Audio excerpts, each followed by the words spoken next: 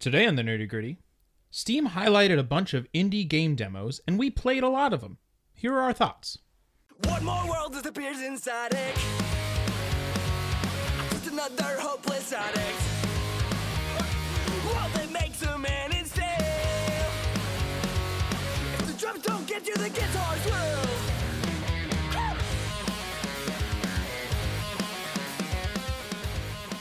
Hey guys, welcome back to the Nerdy Gritty, where we delve deep into the details of pop culture. I am 28 Dez later. No, that's a good one. Thanks. I'm Fox. I got nothing. I didn't think of one for today. I'm introvert Fox, and I'm having the time of my life.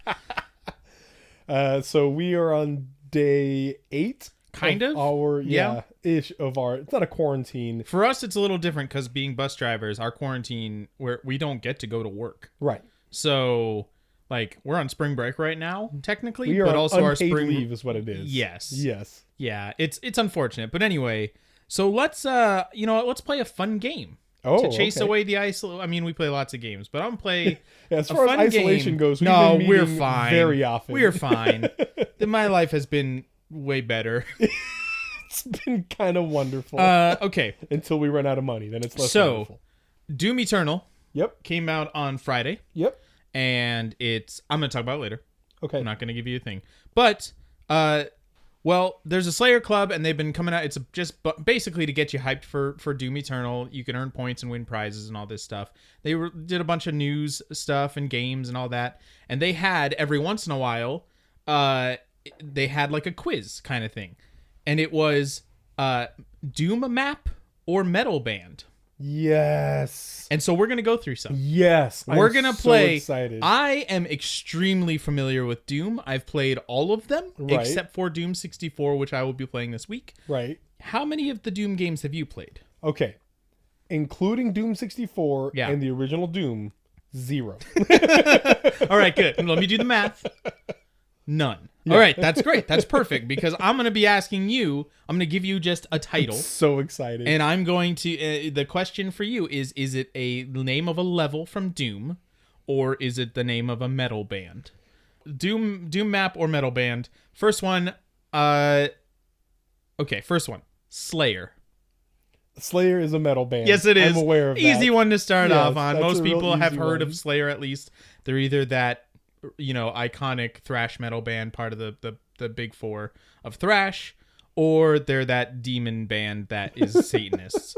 There's nobody who's on the in the middle on Slayer, I think. Anyway, okay, all right, we're gonna dive straight into some I'm weirdness excited. here. Here we go. Next one, Kadinger Sanctum. Kadingur Sanctum. Kadinger Sanctum. I'm going to go with Doom level then, because Kadinger's a reference to a Doom character. That is a map, yes. Yeah. You're right, that is a map. That is from Doom 2016, actually. All right, there you go. All right, here we go. The Absolution. Oh, jeez. That's a metal band. I'm sorry, it's a map. I'm sorry, but that is The Absolution absolutely sounds Okay. Here's what I'm like a telling metal you. band. It is a metal band somewhere. It probably is. All right, so you are, let's see, 2 and 1. Yep. 2 right, 1 wrong. All right, next one. Triosphere. Trio sphere. Oh my gosh, Is that a map or a sounds like band? It should be a Doom map. Triosphere. Like you're in the triosphere right now. It sounds like such a space thing. Okay, So I'm going with Doom map. that is a band. Dang it! There's a band called Triosphere. Triosphere. We are Triosphere. That sounds too sci-fi though. There's sci-fi metal, right? Like science-based. That's There's true. fantasy metal. Yes. There's more fantasy than sci-fi, but there are sci-fi metal bands. All right. Let's move on. This one, I'm curious. Cradle of Filth. That is a metal band. That is a band. I'm aware of Cradle of Filth. That is a band. Yeah, I was Yeah. wondering. Obviously, I asked my wife, and she didn't know. Right. Yeah. But yeah, I wouldn't expect her to. Cradle of Filth. All right, so you're now 2 and 3. Yep. No, 3 and 2. 3 and 2. 3 and 2. 3 and 2. All right. Yeah, 3 right, 2 wrong. All right. Next one. Unruly Evil. Is that a metal band? No. Or is that a That map? is a Doom map. It is a Doom map. Yes! You got that one right. It is a Doom map. Unruly Evil. That one's is from so good. I think it's either Doom or Doom 2. All right, so you are now, I think, 4-2. 4-2. So baby. I've got one more. So I'm you're victorious. Boom. But I'm gonna give you this last one anyway. Here we go. Altar of Pain. Altar of Pain. I want to say this that's is a where metal you band offer that I've your heard pain of, but to the god of pain. that's a Doom level. You're right. Yes! Because it's both. Oh, it's both? Yeah, it's oh both. Gosh, that's... It is a band and it is a map. My very first thought was, I think I've heard of Altar of Pain. Then I'm like, or am I thinking of House of Pain? Yep. That's very different. Very different. Very different. Not metal. Let's move on. Let's talk about the news. Yeah. Hey, Fox. You played The Messenger, right? I did play The Messenger. Did you like it? Yeah, sequel is coming out. Prequel. Right. Oh, yes. A prequel. Shared universe prequel. Different style of game. Yeah. Entirely different. Yeah. But Sea of Stars is a retro RPG that is being considered a shared universe game. So What does that mean? it means that it is not like really playing into the story. It's like 1,000 years before. Yeah. There'll be things that happen it or whatever else. Yeah. But it's the same world and whatever else. And they are intending on making more things in this shared universe. Great. So it's the way I think of it, because we've talked about shared universe games before and how that could work. Sure. But it occurred to me, Dark Souls is a shared universe series. Now, they don't play directly into each other. Right, But there yeah. are absolutely references. They and all things reference each other and they have whatnot, like. and definitely in like their tone and their storytelling style and So I think that this seems to be kind of that same thing where it's not going to be directly influencing one another, but this prequel is going to be a totally different style of game I'm super pumped. in a shared universe. Yeah, so all I knew was that it was different. It was a prequel, and it was like a turn-based RPG, really. Mm-hmm. And I was like, that makes sense because the gimmick with the Messenger was it was a time travel thing, but between eras, between the time you went, past and future, the past was an 8-bit platformer. The future was a 16-bit platformer. Oh, that's cool. Yeah, and so it kind of spanned those two different eras, which there's actually more difference than you think. So this prequel one is going to be like a text-based adventure game. I love it. I love the idea. Like, it just makes sense to me. It's a different style? Yeah, that makes sense because that's what they've already done in their first game. We're in a time of quarantine, unrest, uncertainty, and there's something else that we have to worry about right now, actually. Martial law. Yeah, that's actually a real thing. No, well, there's the political nonsense or whatever, but Senator Marco Rubio has tweeted, he says stay away or stop spreading rumors about the Tekken character martial law. Is this a real thing? There is a character from Tekken called Martial Law. His name is the name spelling of Marshall. He's, I think he's like a Bruce Lee kind of homage. And Marco Rubio, everybody's favorite senator, Everybody's favorite senator. has like tried to tell people. What did he see? He tweeted, "Please stop spreading stupid rumors about martial law." Did he spell and it he the spelled wrong way? the Tekken character's name completely false. Oh my god. We will continue to see closings and restrictions on hours of non-essential businesses in certain cities and states, but that is not martial law. I mean, he's right. Yeah, That is not the character, the Tekken character martial law. And so, guys, I just want to, I'm on the side of Marco Rubio here. Yeah. Please stop spreading rumors about martial law. The gerbil thing is not true. I think that's spread somebody rumors. else. Richard Gere. No, well, for martial law, it is true. Oh. Yeah, he's in it. There's some deep lore in the Tekken games that if you really get into them, you'll understand. That actually wouldn't be the weirdest thing to happen in a Tekken game. I feel like every single politician should have one person that pre-reads their tweets. Like you already said, we do have things to worry about. Now we also have to worry about martial law. But there was one thing that I was seriously concerned about earlier. Okay. Where am I seriously going to get swindled in my game trades? Ooh, yeah. But the good news is that GameStop is staying open during all of this. The White House has said, all essential places can stay open. Grocery stores, gas stations, essential places stay open. Non-essentials, please let your employees work from home. Uh-huh. And GameStop has publicly said, we are an essential corporation. And they have chosen to remain open in this time. Oh, man. It's just... GameStop has given us so many ways to just dunk on them. They're so bad. I mean, to me, I feel like this is a, hey, if we close, we're not opening our doors again. Just so you guys know. Ooh. That's my honest thought. Yeah, okay. This would be the death knell. Yes. Yeah. So they're trying to get whatever they can. Okay, I can see that. Is my only real guess in this. So gaming chairs have been a thing for a long time. Yes, they're they largely have. nonsense, as we've talked about before. Yep. They're just gaming chairs. Sneakers. Yeah, gaming sneakers. We dunked on those for a while. That was really fun. But the future is the gaming bed. Wait. I'm gonna show you a picture real quick. What? This is the gaming bed. What? Yeah. So I'm on a Kotaku article. This is actually from a few weeks ago. But yeah, it's called "This is an excellent gaming bed," and it's exactly what it sounds like. It is a bed with surroundings designed to adequately support your video game playing. I'm calling it right now. 1 year from now, somebody sues this bed company for bed sores. Your gaming bed gave me bed sores. Yeah. Because I never it was got so out good. of it. I never got out of it. I never exited this bed. All right, Fox, what have you been up to? So obviously, Doom Eternal came out on Friday. Yeah. And it's very, very, very, very, very, very, very, very, very, very, very, very, very good. I told this to you the other day, but so with Doom 2016, they said it basically felt like, okay, reboot time. It's been a while. Doom 3 wasn't great. Put the boots back on. Yes, put them back on. And let's make a rock solid shooter. Yeah. Let's create, gameplay that is incredibly fun, incredibly responsive, really great gameplay loop of combat, like balance it perfectly well. And we will put some story in there. We'll have a really good tone to it. Like they approach it all really well, but the story definitely took a backseat. It was very basic. It was essentially you're killing demons. Yeah. In the middle of this, outbreak on Mars. And you went to hell. It was classic Doom stuff. Yeah.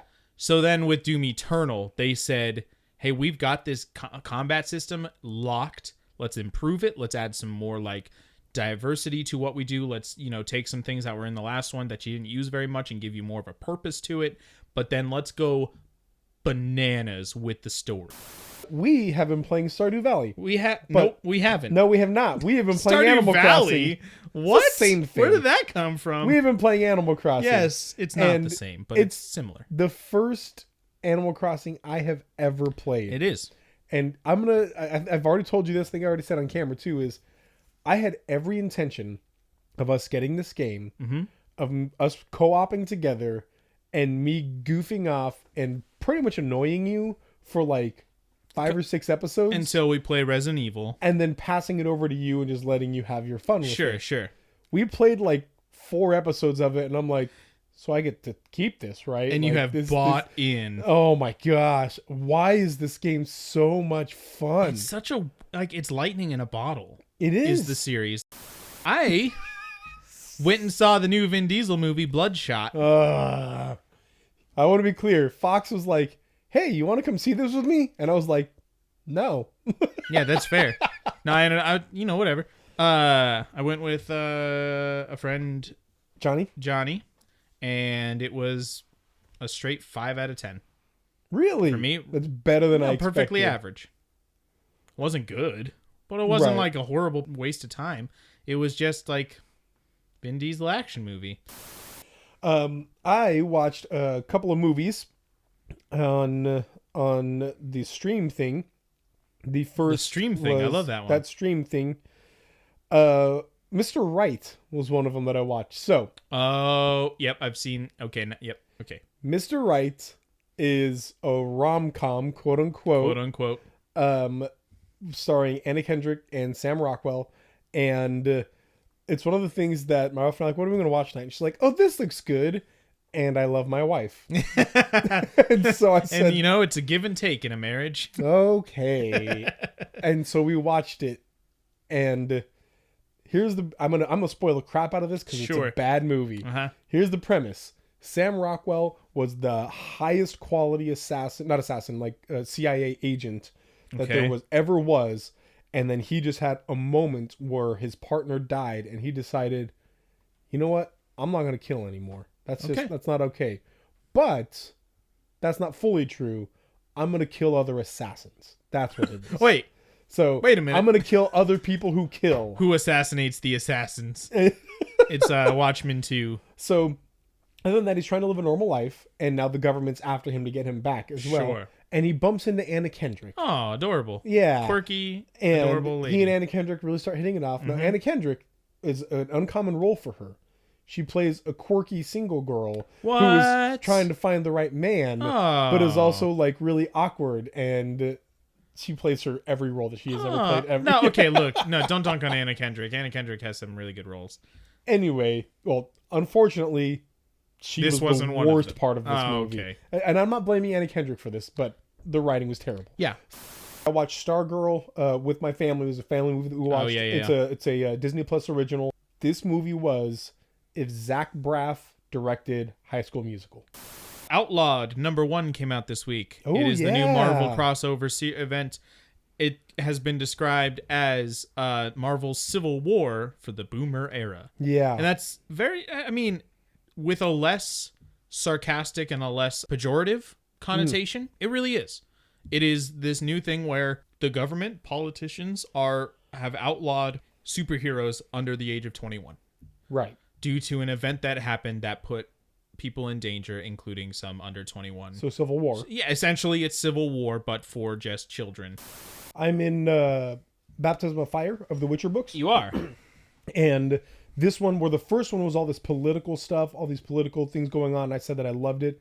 This is the outcome of all of these political things, and it's war right now. And I'm like 100 pages in, and it's just been Geralt Dandelion and one other character, Milva, traversing through the horrors of war. Yes. And it's been, again, it should not be as good as it is.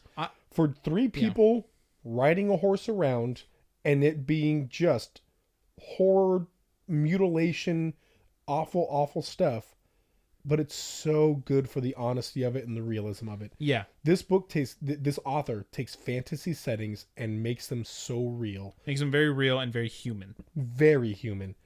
Well, that's all I've been up to. And that's it for me too. Okay, so let's I'm excited. jump into the nerdy gritty here.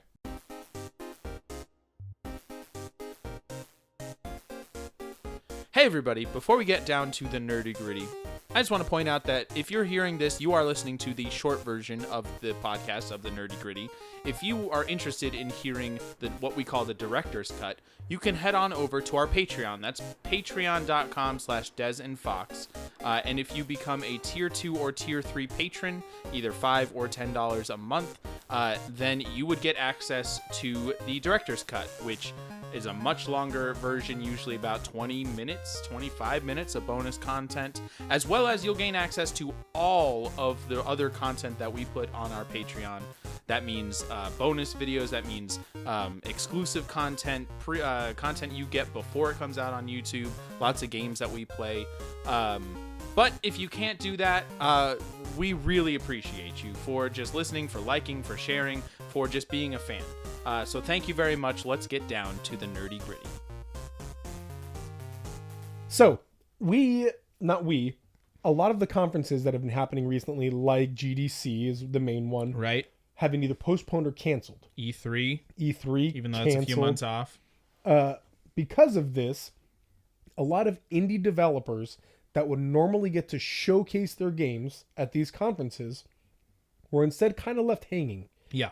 And at these places in which they would gain most of their like vision or people would see them the most often, now nobody's going to see them. Right. So Steam did something kind of cool.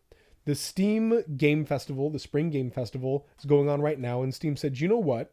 We are going to offer your demos for free on Steam if people just click on the Steam Game Festival Right. and highlight them. highlight them. And there were dozens. Yeah, I of think something at these. least 40. Yes. Yeah. And it was super cool. So Fox pointed this out to me and he was like, maybe we should play a few of these. And you guys know me, I am all about the indie games. Right. And so we were very much on this. And so we decided we were going to play a bunch of them. We randomly chose a few that Yeah. stuck out to us for one reason or another. Looked good. And we're going to talk about them. I think I ended up playing 6 or 7. I played 7 of them. 7 of them. I will let you go first then. So, yeah, I played... Okay, let me just name the ones I played. I played Chicory, A Colorful Tale. I think it was the full title. Garden Story, Hazel Sky, Neon Noodles, Operencia, Resolution with 2 eyes. I don't know why. And then Rising Hell. And let me tell you, they were very different games, which is what I expected and love. Is just I don't know what to expect, and I expected to be surprised. Is what it was. I played 100 Days, Liberated, Lord Winklebottom Investigates, Mystic Pillars, Tunche is what I'm going to think. Tunche, Sure. Oh, I'm going to played guess. another one too. Vigil, The Longest Night, and Evans Remains.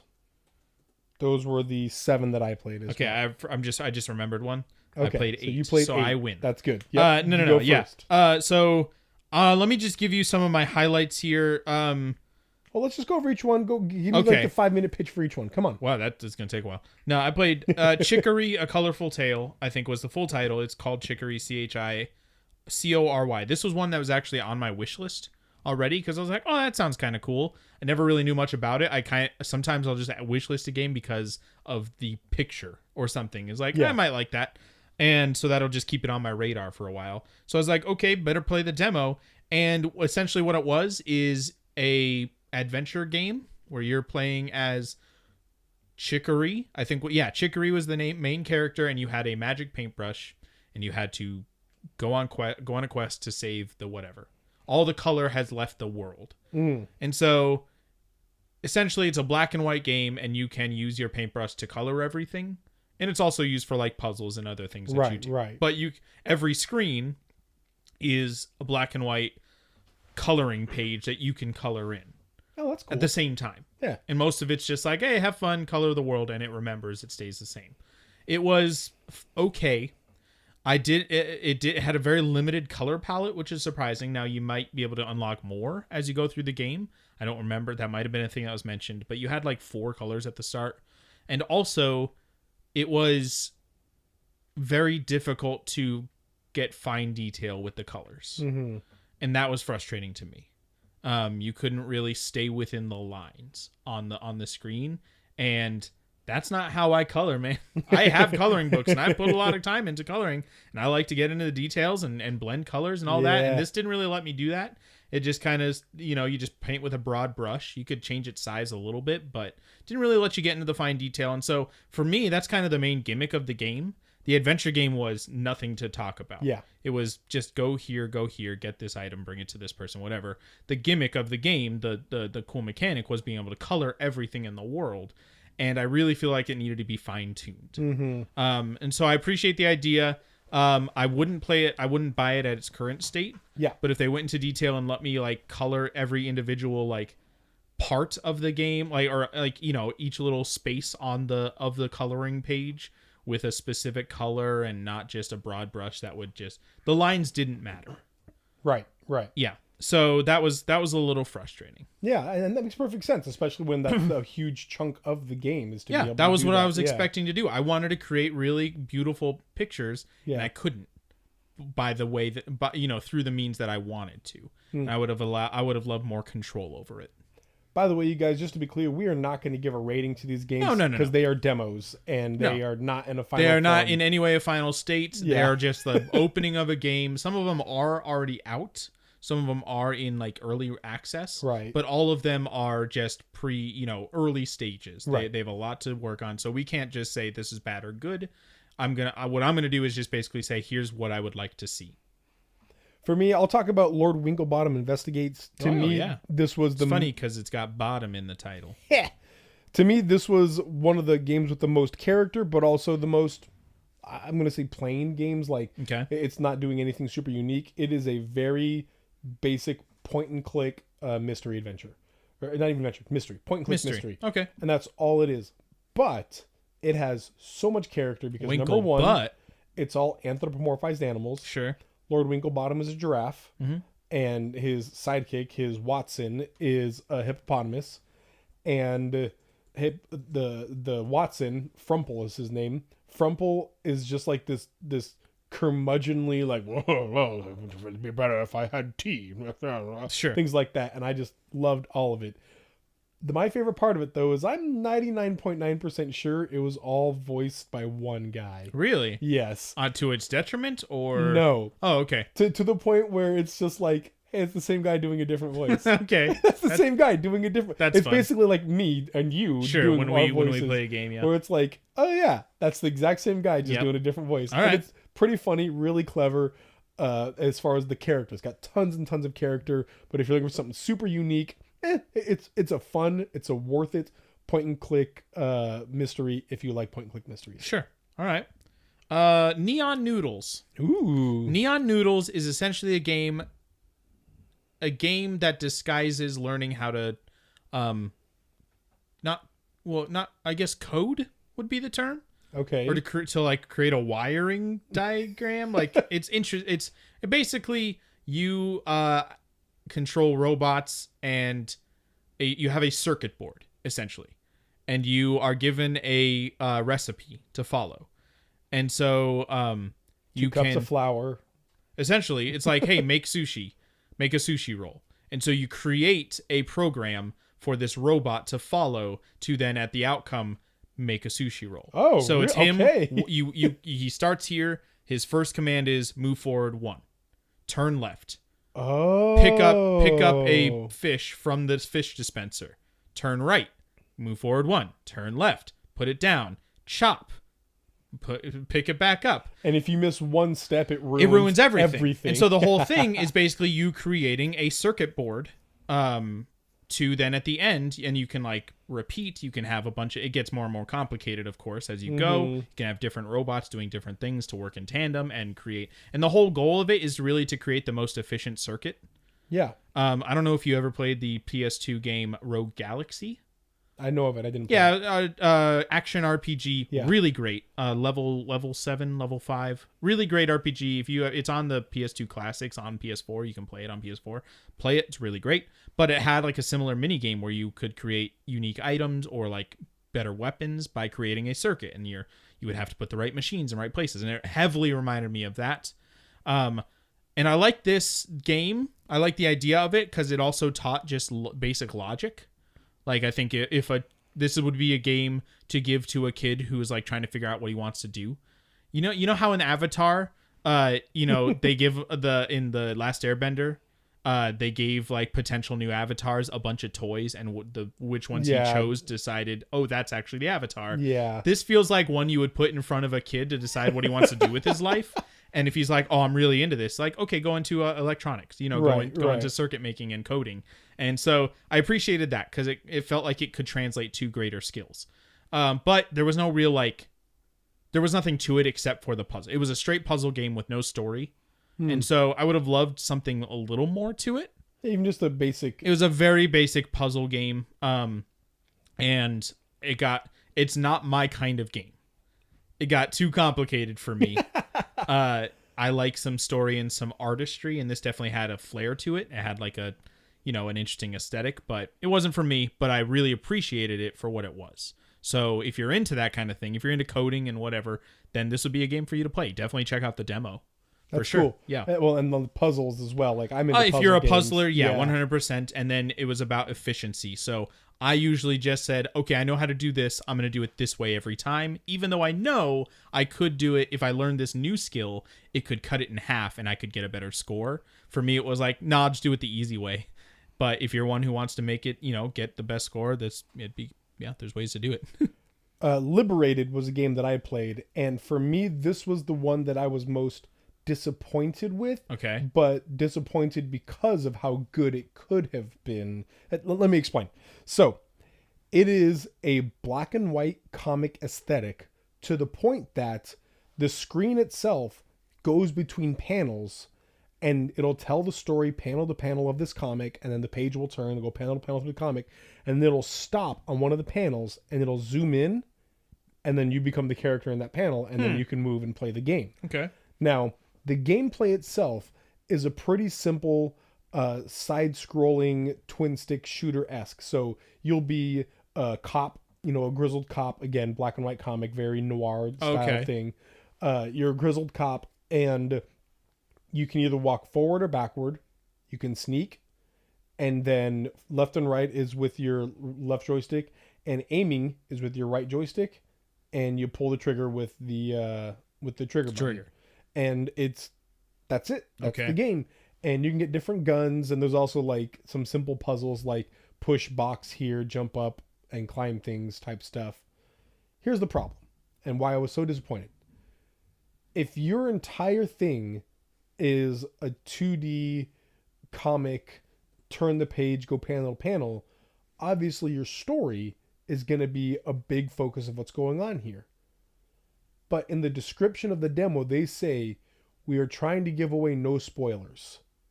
And so very often, it would turn like 4 pages, be a blank, like 5 blank panels, and then it would just zoom in on one panel, and all of a sudden you're a different dude with a gun.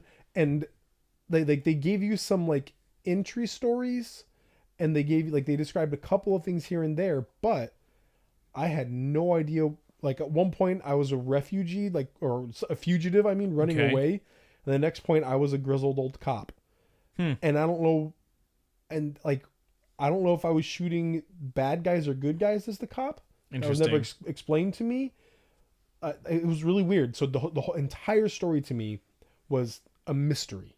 No idea who any of these characters were, why I'm supposed to care about them or anything.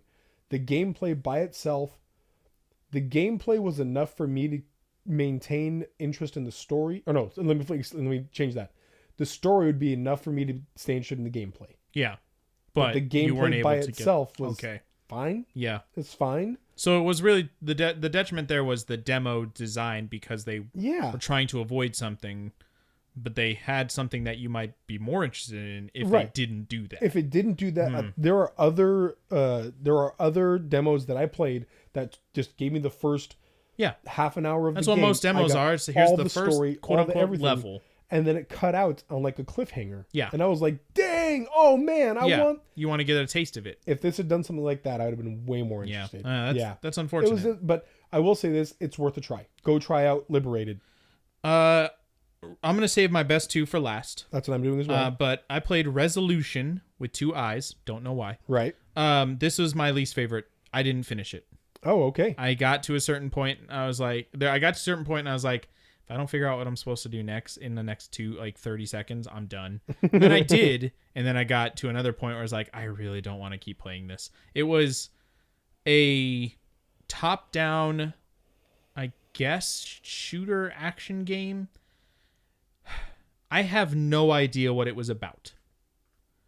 You wake up, or you're just there as like a weird robot thing or a person or something. Mm-hmm. Not sure. And then you're in this world, and it doesn't really tell you what things are. And there's characters you can kind of talk to, or you can kill them, and it doesn't really seem to matter. I'm having a hard time describing the game because I really don't know anything about what. When you finish top-down shooter, it's pretty much done for what you know about I guess, yeah. I just don't know, it was that. There wasn't much to actually do as far as the gameplay goes. Most of the time, you could have just avoided everything. It was very strange. My problem was I was not given any motivation to care about what was happening in this world. I do not know what the story was. Every time I talked to a person, they used a bunch of terms that were specific to the lore of that game that had never been explained to me. Or I don't know what any of these things are. So I'm really just not interested in continuing. Right. Especially since the gameplay was also not that interesting. Yeah. I didn't really have much to do. It was just simple attack, or you get a gun at one point and you can shoot. And I don't know why I'm shooting these people or killing, if I should or not.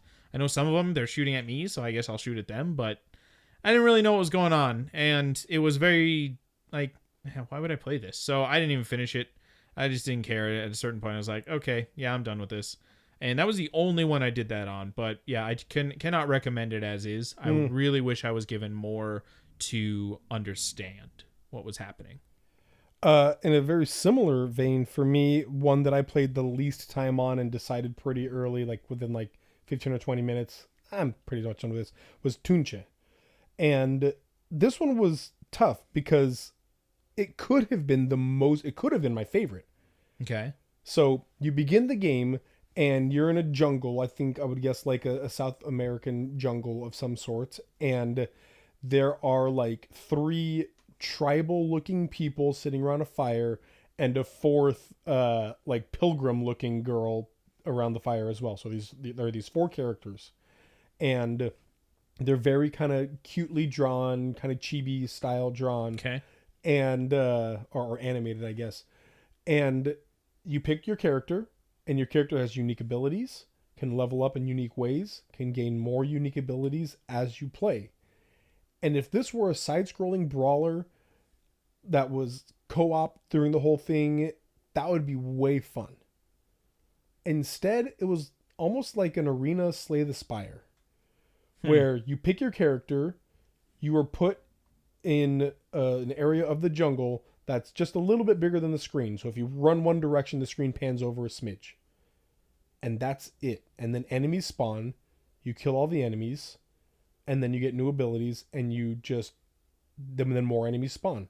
Okay. Harder enemies this time. Okay. And then you fight them, and then you win. Just a simple and then more enemies spawn. rinse and repeat And that combat action game. Everything. Huh. And again, you don't even go anywhere else. Was there any like story or anything given? Nope. Huh. Nope. There were some other characters to talk to, but none of them. And I'm assuming that because, again, there's so much character possibility that in its demo form, they just haven't added all that stuff yet. Yeah. But there is local co-op. There's online co-op as well. It could be the most fun, I think. Sure. It could be very much like a side-scrolling brawler of Ultimate Alliance that we just played. Okay. Where it's mostly fun for how much you're beating things up and being able to hang out and talk during it. But the levels were so boring and just the same thing over and over again. Again, so much opportunity. Each individual, I played all 4 characters. They were way fun. They were very unique. There was a focus on combos in the games, and you could get some real cool combos going in different ways with each character. The pilgrim girl was very clearly made to be like this rich girl because some of her abilities were to summon big bodyguards that went and beat other people up for you. And it was, again, it's tons of fun character, all set in this one little area that just spawned bad guys over and over and over again. So yeah, a little disappointing. I hope more comes of Tunche because it has a lot of potential, but I was a little disappointed. So I played Garden Story, which is I didn't realize a Rose City game from Rose City Games, which is a local studio around here in our neck of the woods. And it is, as they describe it, a social simulator / adventure RPG. You play as Concord the Grape. Nice. And all the casts are a bunch of like different types of fruit, or I think there's like a frog in there. You know, a lot of cute little animals and whatnot. Very cute art style. Essentially, what it is what I played was something happened to this island. You got to go investigate / save it. You go into like a cave and there's puzzles to solve and then enemies to defeat. And essentially, it's a very relaxed and friendly adventure RPG where it's not about killing. I mean, you do defeat enemies, but they're just like slime. Yeah. Like there's and it's really about just helping the people, your neighbors. They need it's also kind of a farming sim, although I didn't really get to do much of that in the game. It felt like here's this demo, there is a whole lot more to it eventually though, which I'm fine with because I did kind of enjoy this. It was pretty the puzzles were really simple at the beginning. I don't know. It was a combination of a few things, and what it had going for it was its character and its atmosphere. All the characters had just fun personalities. Rose City Games does that well. They do. They do it really well, where it's definitely got its own unique art style, and it's there's a tone to it that just strikes as accepting and fun, and definitely trying to. It reminded me a little bit of what's that one that you've played? World Next Door. Well, no, not World Next. Well, sure, World Next Door a little bit, but the demo that we played at. Man, what's the game? Boyfriend There's a Dungeon, demo Cat in Lady. no. There's a demo in this that you also played that you were super pumped to play that we played at PAX. The one about death. You were Spiritfarer. Spiritfarer. I couldn't remember that. Anyway, Yes. it reminded me of that where it's like, hey, typically this is like you dive into a dungeon, kill a bunch of enemies, and then get items. And this was that, but more about just like helping people. Yeah. Kind of turned the idea on its head and made it a more friendly atmosphere. This one you could easily give your kids to play and play together with kids and stuff like that. So yeah, it was fun. And also really love supporting Rose City Games. Yeah. So I do definitely recommend playing the demo for this one. This was one that it wasn't my favorite, but I want to give a huge shout out to it. Mystic Pillars. It's a unique puzzler, but it's a puzzler. To me, it should be a mobile puzzler. The essential basics of the puzzle thing was there are towers, and you're given an amount of coins on a tower, and at the end of it, it just gives you a little like map saying you want 3 on this one, 2 on this one, 0 on the rest of them. And every time you move coins, it takes that many coins to move that many spaces. So if you want to move 3 spaces, you need to take 3 coins. Just a simple logic puzzle. Real simple logic puzzle. Huh. Sure. And it was fun. I enjoyed the puzzle aspect of it. But the reason I want to give it the huge shout out is because its story is telling the culture and lore and mythos of a South Indian myth and tribe and things like that. And it gives little snippets of actual history of it. It talks about towns of, in the history of like South real India. world stuff? Real world stuff. Okay, cool. And you can learn genuine, real facts about areas, this river. It's all done on this river in South India. Okay. And old tribes that were there and cultures that were there and kind of why they believed what they did and how it worked out. And the puzzle game was fun. I enjoyed it. But I want to keep playing it just so I can learn more about a culture. I appreciate that. It was cool. really cool, yeah. In that kind of same vein, I played a game called Quench. This one was clearly set in Africa. Not really any specific real life things.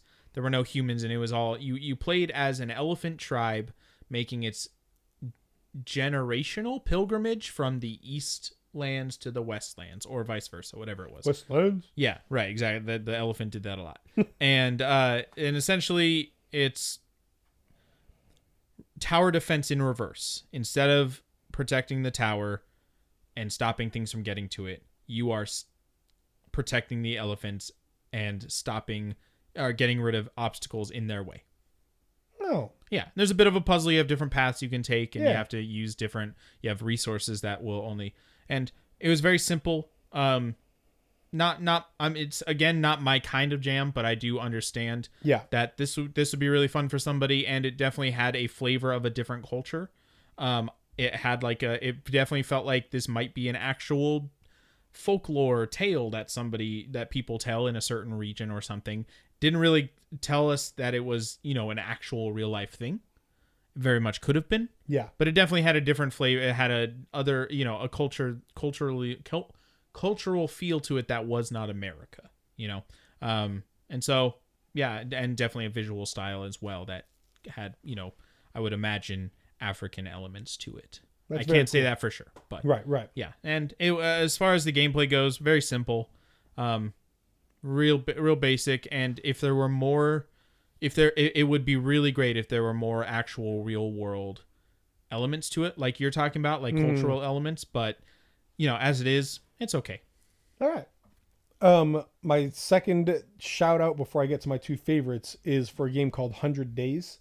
It is a winemaking simulator. Oh yeah. I forgot about this. And here's what I'll say. It is a very good sim game. It really is. I really enjoyed the sim game aspect of it.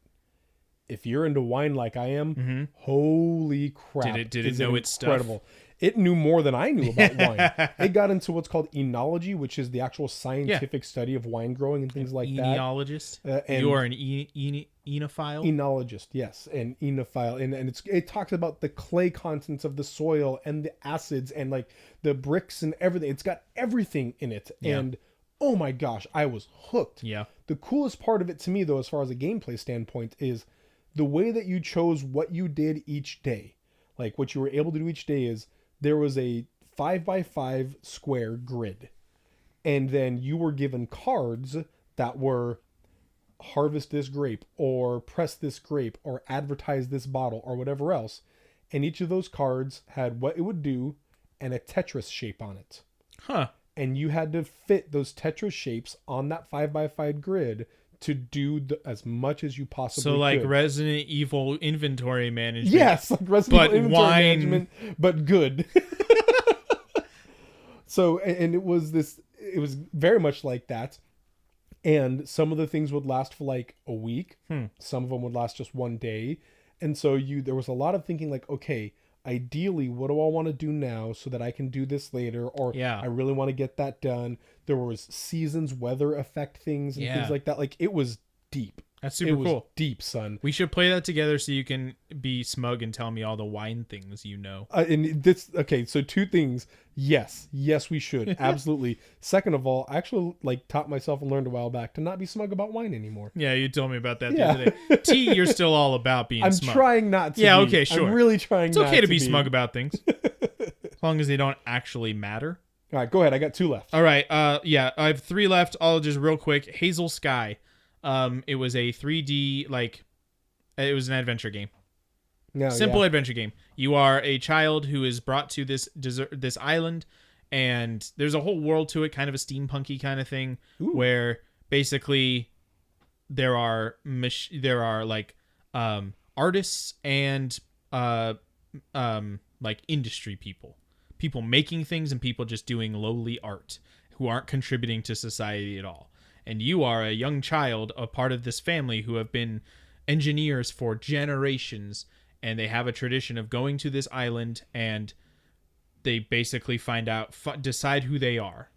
And you're told by your father, go and become the engineer your family, you're destined to be in your bloodline. And so basically through it, obviously I feel like the story is going to take you in one of 2 directions you get to choose. And you play just the very first part of it, and you pick up items, bring them to the right place, and you just got to solve puzzles, essentially. It's very basic, but the story did seem kind of cool. It had some lore to it, had some world building to it, and the actual gameplay was fine. That's what would have kept me going, and this might be one I play. I would have appreciated a little bit more fine-tuning on the controls, though. They were a little loose, and just kind of like the mouse felt a little off. It was a little strange, and when I want to click something and bring it somewhere else, it just felt like it should have been easier to do. But other than that, I really enjoyed the style of the game. I'll say this to devs listening, just so you guys know, a good story will keep me playing your game 100%. more than a fun gameplay but bad story. Right. I mean, I want, at the very basic level, I fine-tune controls, of course. Every game needs those. But yeah, I want a really good story. Yeah. Yeah. Okay, so my last 2 are tied for my favorite. Okay. But I'm going to go with the one that I'm less likely to play over the one I'm more likely to play. So, Vigil, The Longest Night. It's a 2D side-scrolling Souls-light. It's very Salt and Sanctuary, if you know Salt and Sanctuary. I've seen and never played it. So, it's very much like Salt and Sanctuary. Grim, dark type game. This one's much more gothic horror than like a Lovecraftian horror like Bloodborne was or whatever else.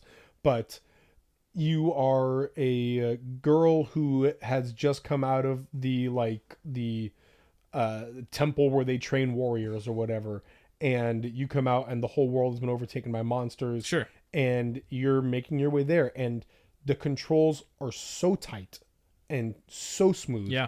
You feel like you are absolutely in control of this character, and that's so important for a game like this. Yeah. And the leveling system is a really great tree. There's skill trees, pick which skill tree you want to level up. Oh, you want to go dual blades? Cool, go dual blades, and you can max that out, whatever else. Oh, you want to go back later and start working on something else? Great, you can do that too. But I love much more simplistic leveling systems like that because it's very straightforward. Huge amount of characters to talk to interact with, a lot of story, deep lore behind this. The only minor teeny tiny complaint that I had was I never felt like I was moving the story forward. I felt like everything was a side quest. Everything was a side quest. Interesting. And that's not even to a detriment. Like, yeah. I wanted to You're go still and having do fun all playing of the these game. things, yes. And like much like a Souls game, I got into a point where I'm like, oh, I am under leveled for this area. Like, oh boy, I cannot last here long. And it was just really good and really fun. So Vigil, The Longest Night, go check it out, guys. Really good game. All right, my second to last, Rising Hell. It is a roguelike. You are basically trying to, I believe, escape from hell. Or whatever. It doesn't really matter. You are a guy with this weird hand for a weapon that you're rising up in a tower the entire time, and you're just fighting enemies and trying to survive. And once you get through a level, you can choose where to go next, and there are bosses. Classic roguelike kind of thing. You just do better every time, you know? Yeah. This one, though, it was really fun. It was a very arcadey feel. You could just press X and attack somebody. Or if you jump up to hit them or fall down on them, you automatically do a killing blow no matter the enemy, except for a boss. You would still attack them. They wouldn't automatically die, though.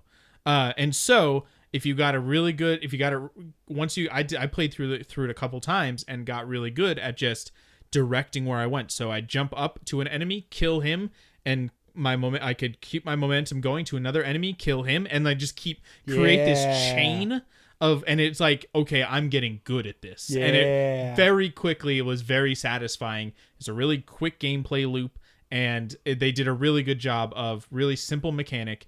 You have one button. You don't even need to press it if you do it the right way. And aside from jumping, you jump up, kill an enemy, and just keep going up through and find a way. And then there's obstacles to dodge and all this. Really fun. Really great game. I highly recommend finding Rising Hell on Steam and giving it a try. Rising Hell. Yeah. When you get a game in which just playing the game makes you feel satisfied. Right, yeah. No, I'm getting better at this game yeah. immediately. Mystic Pillars was like that, the one that with the Indian folklore, and my last game. All right. The one that I am definitely going to play. I put it on my wish list. Okay. When it comes out, I'm gonna buy it. Evan's Remains. So Evan's Remains is very Celeste-like. So it is a pixel art game that's puzzle based. So Celeste wasn't puzzle based, it was platforming based. There's some puzzles, but yeah. But this is puzzle platforming. So the whole shtick is there's a big tall wall, and there are platforms that when you jump on them, some platforms come out and other platforms go away. But if you jump on a platform, then it goes away, and so it'll set onto the other cycle because the platforms will switch back and forth. Sure. And that's it. That's the puzzle of it all. And it's really good puzzling. I really enjoyed it. I solved all the puzzles, and I felt really satisfied. And when I solved the puzzles, the story is what makes it. Okay. The story, oh my gosh, was great. You are a girl so there's some sort of future prodigy kid who has disappeared. His name is Evan. Evan has disappeared, and he left a note that just said, I want Dices to come and get me. Here are my coordinates. Okay. And you end up on this abandoned island with all of these puzzles, and you are Dices looking for him, but you find somebody else, and you're like, wait, this is supposed to be an abandoned island. Who are you? And he's like, okay, no, who are you? Anyway, you guys, the story goes on and on, like, oh my gosh, it was so intriguing, so good. We still have no idea where Evan is. Weird things start happening, of course. And my favorite part of it is one time I paused it because one of my kids came in, and I didn't even notice, but on the pause menu was skip puzzle. Oh.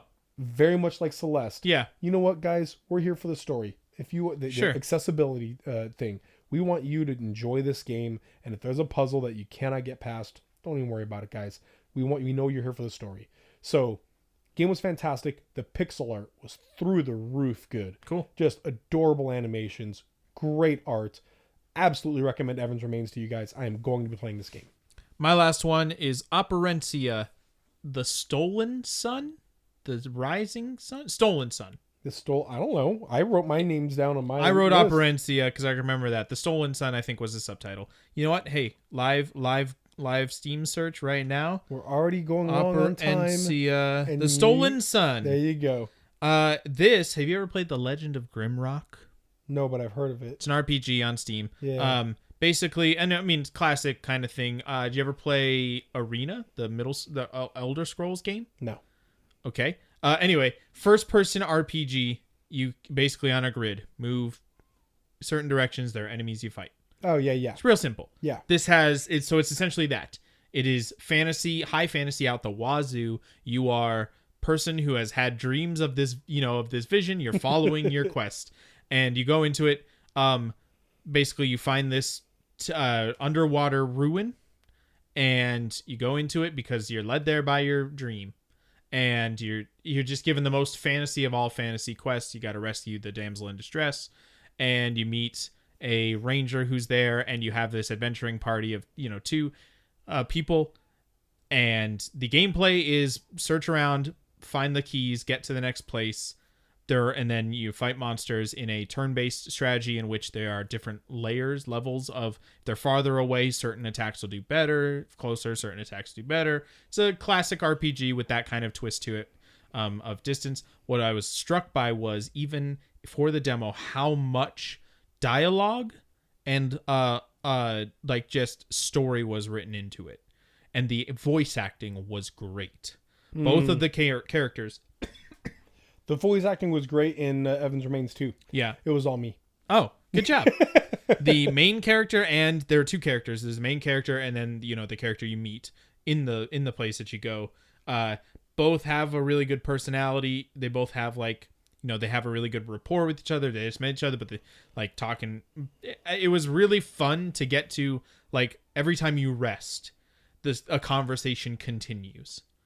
And so it felt like in God of War, every time you got back in the boat, that same conversation would continue where it left off last time. Yeah. And so it was like, oh, even when I'm traveling somewhere in that game, there's something to learn about or something to hear. There's no wasted time. That's kind of what this felt like, where every time you just rest to refill your health, I just wanted to sit there and listen to what they were saying. And then, it'd be 2 or 3 minutes of dialogue and backstory about a character, or here's what's going on in this place. And it was really fun. You would love it. Yeah. I think it's a game you really should play. Definitely like D&D stat style. You roll characters. You have feats and all that stuff. It's a really fun game. Operencia, The Stolen Sun. I highly recommend it. It probably will be one that I play or that we should play. Yeah, absolutely. Sounds good. Yeah. Well, guys, thank you so much for listening. Hey, just so you know, I don't know what your plan is, but starting today for me, I'm going to be posting my playthroughs of these games. So once a day throughout the week, you guys can see my playthroughs. I'll put mine after yours. Okay. We already have so many videos going up. So much content Let's right now. spread it out a little bit. So we do also want to let you guys know that we understand that a lot of people are home like we are. We've upped our content. We have so much going on. And so all varieties too. Yeah, so you usually talk about our content. So why don't you go into that? So right now going up on our Steam on our YouTube channel. Yeah, we're on Steam now. We're selling every one of our videos. On our YouTube channel, we have let's see, Doom Eternal is going up right now. Yep. Animal Crossing is going up. New Horizons, of course, is going up right now. Pode, a puzzler played by Dez and Dez, his daughter. Yep. And then also What the Golf, a goofy physics-based golfing game. Yes, wonderful. It's goofy and physics-based, but it's very, very realistic golf. Yes. So if you're into golf, you should definitely watch. Really great to play. We have demos going up. I feel like there's something else that I'm missing right now. That's it as far as I know. We have so much going up. 4 videos a day At least 4 videos every day. We've got so much going up. I'm going to be doing Doom 64 after Doom Eternal. You should jump on there. There's something on there for you. Right. I promise. As well as, of course, our podcast. Yep. That comes out every Monday. Thank you to Granger for the use of their song All My Friends Have Wi-Fi and Some of My Neighbors Do Too off of their album Dear Sam. Go check that album out. It's fantastic. Yep. Thank you guys so much for all your support, and always remember that save games, save lives. See you next week. My voice sings all night.